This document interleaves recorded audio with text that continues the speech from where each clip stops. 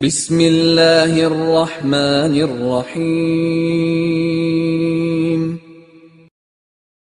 السلام علیکم ورحمۃ اللہ وبرکاتہ۔ الحمد للہ وکفی وسلام علی عبادہ الذین اصطفی، اما بعد۔ حاضرین و ناظرین، یہ درس حدیث نمبر 69 ہے، 69، اور آج کے درس کا عنوان ہے جمعہ کے دن مسجد کے دروازوں پر فرشتوں کا تعین۔ حدیث سماعت کیجئے، ترجمے کے بعد تشریح ہوگی۔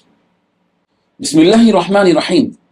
عن ابی ہریرہ رضی اللہ عنہ ان رسول اللہ صلی اللہ علیہ وسلم قال اذا كان يوم الجمعة كان على كل باب من ابواب المسجد ملائكة يكتبون الناس على قدر منازلهم الاول فالاول، فاذا خرج الامام طووا الصحف واستمعوا الخطبة فالمهجر إلى الصلاة كالمهدي بدنة، ثم الذي يليه كمهدي بقرة، ثم الذي يليه كمهدي كبش، حتى ذكر الدجاجة والبيض. زاد سهل في حديث فمن جاء بعد ذلك فإنما يجيء بحق إلى الصلاة، رواه ابن ماجہ۔ ترجمہ یوں ہے، حضرت ابو ہریرہ رضی اللہ عنہ سے روایت ہے کہ رسول رحمت صلی اللہ علیہ وسلم نے ارشاد فرمایا، جب جمعے کا دن آتے ہیں تو مسجد کے ہر دروازے پر فرشتے متعین ہوتے ہیں، وہ لوگوں کے نام ان کے درجات کے مطابق لکھتے رہتے ہیں، جو پہلے آتے ہیں ان کا نام پہلے ترتیب وار لکھتے جاتے ہیں، اور جب امام خطبے کے لیے نکلتا ہے تو فرشتے رجسٹر بند کر دیتے ہیں اور خطبہ سنتے ہیں۔ لہذا جمعے کے لیے سویرے جانے والا ایک اونٹ قربان کرنے والے، اور اس کے بعد جانے والا گائے قربان کرنے والے، اور اس کے بعد جانے والا مینڈا قربان کرنے والے کے مانند ہے۔ یہاں تک کہ آپ علیہ الصلوۃ والتسلیم نے مرغی اور انڈے کی قربانی کا بھی ذکر فرمایا۔ اور ساحل نے اپنے حدیث میں اتنا زیادہ بیان کیا کہ جو کوئی اس کے خطبے شروع ہو چکنے کے بعد آئے تو وہ صرف اپنا فریضہ نماز ادا کرنے کے لیے آیا ہے۔ اس حدیث میں 6 باتیں بیان کی گئی ہیں۔ پہلی بات، جب جمعے کا دن آتا ہے تو مسجد کے ہر دروازے پر فرشتے متعین ہوتے ہیں۔ دوسری بات، فرشتے لوگوں کے نام ان کے درجات کے مطابق لکھتے رہتے ہیں۔ تیسری بات، جو مسجد میں پہلے آتے ہیں ان کا نام پہلے ترتیب وار لکھتے ہیں۔ چوتھی بات، جب امام خطبے کے لیے نکلتا ہے تو فرشتے رجسٹر بند کر دیتے ہیں۔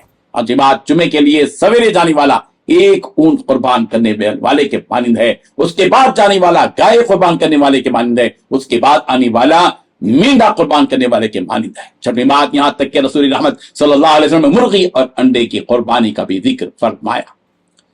بزرگان محترم، اس حدیث سے یہ بات معلوم ہوئی کہ جس طرح فرشتے پہاڑوں، دریاؤں، بادلوں، آسمانوں اور عرش وغیرہ کے اٹھانے پر مقرر ہیں، جمعے کی نماز کے لیے آنے والوں کے ناموں کے اندراج کے لیے بھی فرشتے مقرر ہیں، اور جمعے کی نماز کے لیے آنے والوں کی درجہ بندی کرتے رہتے ہیں۔ اس حدیث سے جمعے کی نماز میں پہلے آنے کی فضیلت بھی معلوم ہو رہی ہے کہ بہت جلد آنے والوں اور اس کے بعد آنے والوں کو، اس کے بعد آنے والوں کو، پھر اس کے بعد آنے والوں کو ان کی اولیت کی بنیاد پر بہترین اجر ملتا ہے۔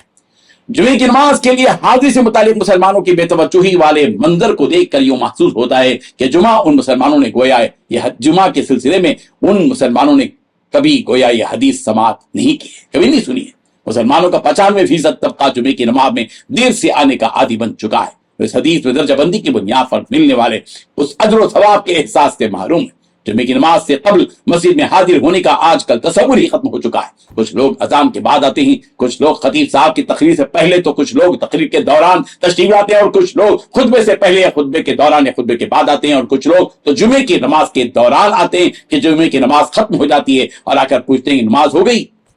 ان کو کیا جواب دیں کہ نہیں، آپ جیسے امام صاحب کے انتظار میں لوگ نماز پڑھے بغیر بیٹھے ہوئے ہیں، تشریف لائیے نماز پڑھا دیجیے۔ کیا حال ہے یہ؟ مسلمانوں کو چاہیے کہ خواب غفلت سے بیدار ہوں اور نماز جمعہ میں پہلے حاضر ہونے کا ذوق اپنے اندر پیدا کریں۔ اللہ تبارک و تعالی ہم سب کو عمل کی توفیق عطا فرمائے، آمین۔ وآخر دعوانا ان الحمد للہ رب العالمین۔